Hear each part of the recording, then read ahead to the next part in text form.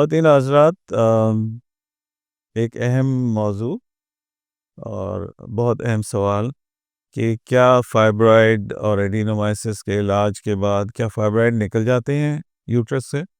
اس کا جواب ہاں اور نہیں دونوں میں ہے۔ یہ ڈیپینڈ کرتا ہے کہ کس لوکیشن میں آپ کے فائبرائڈ پڑے ہوئے ہیں، یا یوں آپ سمجھیے کہ اگر فائبرائڈ بچہ دانی کی لائننگ کے ساتھ لٹک رہا ہے تو یقینی طور پہ وہ ڈیٹیچ ہوگا۔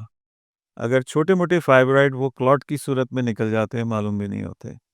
بڑے فائبرائڈس کے کیا ہوتا ہے کہ وہ عمومی طور پہ سکڑتے ہیں، ٹھیک ہے۔ اب یوں سمجھیے کہ ایک اگر گریزلی بیئر ہے، وہ چھوٹا ہو کے ایک بگز بنی بن سکتا ہے، یعنی خرگوش کی سائز کا بن سکتا ہے، لیکن وہ اگر دیوار میں ہے اور سرفیس کے اوپر ہے تو اس نے وہیں رہنا ہے، اور وہ آگے چل کے آپ کو کوئی نقصان نہیں پہنچائے گا، کیونکہ وہ مسل ہے، آپ کا اپنا مسل ہے، کہیں اور سے نہیں آیا، خدا نہ خواستہ کوئی کینسر نہیں ہے۔ یہ بہت کامن پرابلم ہے، اور جس طرح مرد حضرات میں پروسٹیٹ کا ایشو ہے، اسی طرح خواتین میں فائبرائڈس کا ایشو ہے۔ اگر 10 خواتین کہیں چل رہی ہیں تو ان میں سے 9 میں ہونا کوئی ایسی عجوبے کی بات نہیں ہے۔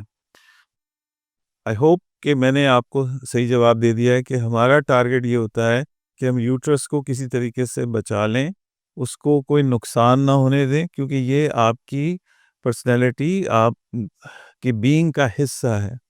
یہ خدا نہ خواستہ اپینڈکس نہیں ہے کہ اس کو نکال دیا جائے، جو ہم اکثر معاشروں میں دیکھتے ہیں کہ فائبرائڈس کی وجہ سے جناب یوٹرس نکالے جا رہے ہیں لیفٹ اینڈ رائٹ، تو یہ مناسب نہیں ہے۔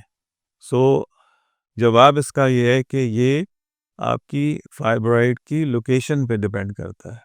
ایڈینومائسس ایک ڈیفیوز بیماری ہے، لوکلائز بیماری ہے، یہ وہیں ٹھیک ہو کے وہیں ختم ہو جاتی ہے۔